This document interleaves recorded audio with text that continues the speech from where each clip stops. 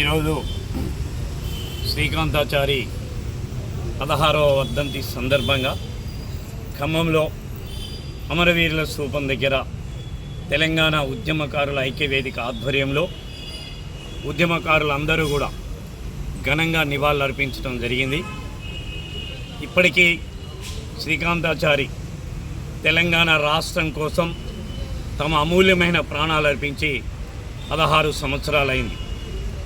శ్రీకాంతాచారి తను తెలంగాణకు జరుగుతున్నటువంటి అన్యాయానికి మదనపడి ఈ రాష్ట్ర సాధనలో భాగంగా కేసీఆర్ గారిని అరెస్టు చేయడం, రాష్ట్రంలో దాదాపుగా తెలంగాణ ఉద్యమకారులందరినీ, జేఏసీ నాయకులందరినీ కూడా ఉమ్మడి ఆంధ్రప్రదేశ్ గవర్నమెంట్ అరెస్టు చేసి అలుగునూరు వద్ద నిరాశ చేస్తున్నటువంటి కేసీఆర్ గారిని అరెస్ట్ చేసి ఖమ్మం తీసుకొచ్చి ఖమ్మంలో ఆయనతో పాటు నన్ను, బత్తుల సోమయ్యని, ఇంకా డోక్పతి సుబ్బారావుని, ఇంకా మిగతా అబ్దుల్ నబీ గారిని అందరినీ అరెస్ట్ చేసి ఈ ఖమ్మం జైల్లో పెట్టిన సందర్భంగా తెలంగాణ రాష్ట్రం రాదేమో అని చెప్పని ఉద్యోగాల కోసం ఎప్పటి నుంచో మదన పడుతున్నటువంటి శ్రీకాంతాచారి దాంట్లో భాగంగానే రాష్ట్రం రాదేమో అనే ఆలోచనతోని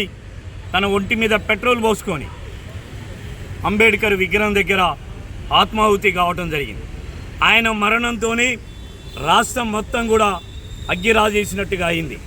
యువకులంతా బయటకు వచ్చారు, మేధావులంతా వచ్చారు, సకల జనులందరూ కూడా రాష్ట్ర వ్యాప్తంగా బయటకు వచ్చి బంధులు నిర్వహించడం, రాస్తారోకోలు చేయటం, చివరికి ఢిల్లీకి చేరింది పోరాటం. ఆంధ్ర రాష్ట్రం మొత్తం కూడా అడలిపోయే విధంగా శ్రీకాంతాచారి మరణం ఎవరెస్ట్ శిఖరం అంతా ఎత్తు ఎదిగింది.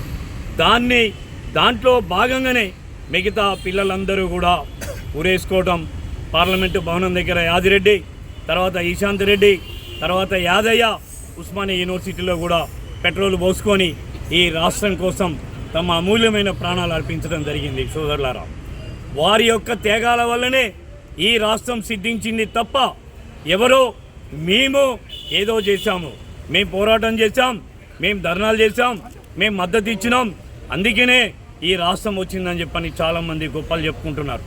అది అవాస్తవం. వాస్తవంగా విద్యార్థులు, మేధావులంతా బయటికి రావటం వల్ల సకల జనుల సమ్మె, సాగరహారం, మిలియన్ మార్చి మొత్తం పోరాటాలు, వీధులు మొత్తం కదిలినాయి, సకల జనులు కదిలారు. అందుకనే కేంద్రం దిగొచ్చింది. మిగులు నిధులు ఉన్నటువంటి తెలంగాణ రాష్ట్రాన్ని కేసీఆర్ అప్పచెప్పితే, రాష్ట్రం ఇస్తే ఆ రాష్ట్రాన్ని కేసీఆర్ గారు ఇవాళ అప్పుల పాలు చేశాడు. ఇవాళ ఉద్యోగాలు ఇవ్వకుండా, రాష్ట్ర అభివృద్ధి చేయకుండా, నిరుద్యోగ సమస్య పరిష్కరించకుండా ఇవాళ దాదాపుగా మొత్తాన్ని కూడా గుండు సున్నా చేసి పెట్టిండు. మొత్తం నిధులన్నీ దోచిండు కేసీఆర్, మొత్తం రాష్ట్రాన్ని అంతా ఆగం చేసిండు.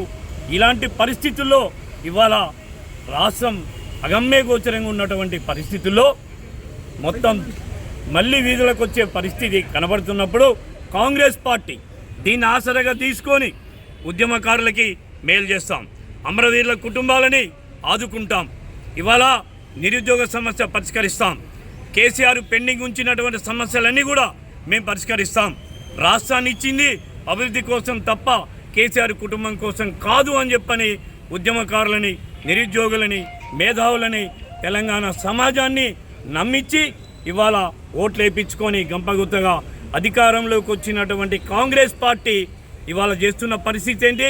శుష్క ప్రియాలు, శూన్యహస్తాలు. వారు అబద్ధాలు చెప్పారు, ఇవాళ వాళ్ళు ఉత్త చేతులు చూపిస్తున్నారు. 2 సంవత్సరాల నుంచి ఈ కాంగ్రెస్ గవర్నమెంటు ఎంతసేపున్నా వాళ్ళు ఇచ్చిన 6 గ్యారంటీలు తప్ప, వారు చేసిన వాగ్దానాలు తప్ప, వాళ్ళ కోటరీ కోసం తప్ప ఈ తెలంగాణ రెవెన్యూ మొత్తం కూడా వాళ్ళ కాంట్రాక్టర్లకి, వాళ్ళ కార్పొరేట్ శక్తులకి కేటాయిస్తున్నారు తప్ప ఉద్యమకారులకి బడ్జెట్ లేదని మాట్లాడుతున్నారు. వచ్చే రెవెన్యూ అంతా ఏం చేస్తున్నారు? ఈ రాష్ట్ర సంపదనంతా ఏం చేస్తున్నారు? వీళ్ళ కోసం కాదు ఈ ప్రాణత్యాగాలు చేసింది. 1200 మంది ఆత్మ బలిదానాలు చేసుకొని ఈ రాష్ట్రాన్ని సాధిస్తే ఇవాళ వీళ్ళు చేసే పనేంది?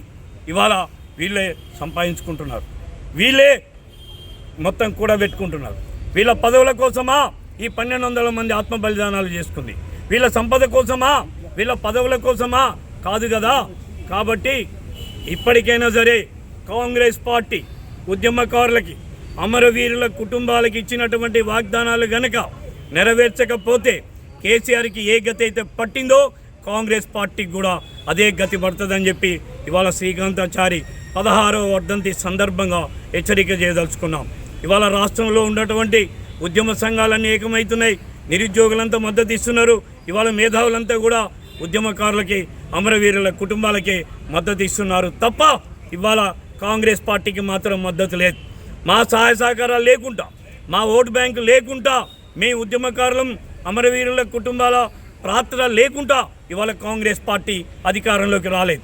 ఇది గమనించాలి అని చెప్పని కాంగ్రెస్ పార్టీ అధిష్టానాన్ని కానీ, సీఎం రేవంత్ రెడ్డిని కానీ మేము హెచ్చరిక చేస్తున్నాం. ఖచ్చితంగా వారికి పట్టిన గతే మీకు పడుతుంది. ఇప్పటికైనా సరే అమరవీరుల ఉసురు పోసుకోవద్దు. ఉద్యమకారుల త్యాగాలు ఎప్పటికి కూడా వృధా కావు. తెలంగాణ అంటేనే పోరుగడ్డ, తెలంగాణ అంటేనే అన్యాయానికి, అణచివేతకి వ్యతిరేకంగా పోరాటం చేస్తారు. మీ వాగ్దానాలు, మీ అబద్ధాలు నమ్మే స్థితిలో తెలంగాణ ప్రజలు ఎప్పటికీ లేరు. కాబట్టి మీరు వాస్తవాలు గ్రహించాలి. ఉద్యమకారులకు ఇచ్చినటువంటి హామీలు 2 సంవత్సరాలు అయినా సరే మీరు మీనమేషాలు లెక్క పెడుతున్నారు. అసెంబ్లీలో కానీ బయట కానీ అమరవీరుల తల్లిదండ్రులకి ఇవ్వాల్సినటువంటి గౌరవం ఇవ్వాల్సిందే. ఉద్యమకారులకు దక్కాల్సినటువంటి ఫలాలు ఉద్యమకారులకు దక్కాల్సిందే. కాబట్టి కాంగ్రెస్ పార్టీని ఇక్కడి నుంచి హెచ్చరిక చేస్తున్నాం. ఇకనైనా సరే మీరు దిగి రావాలి, కార్పొరేషన్ ఏర్పాటు చేయాలి, దానికి ఖచ్చితంగా ఫండ్ కేటాయించాలి, ఖచ్చితంగా ఈ హామీలు నెరవేర్చాలని చెప్పి ఉద్యమకారులను ఆదుకోవాలని చెప్పని మేము ఇక్కడి నుంచి డిమాండ్ చేస్తున్నాం. జై తెలంగాణ. Thank you.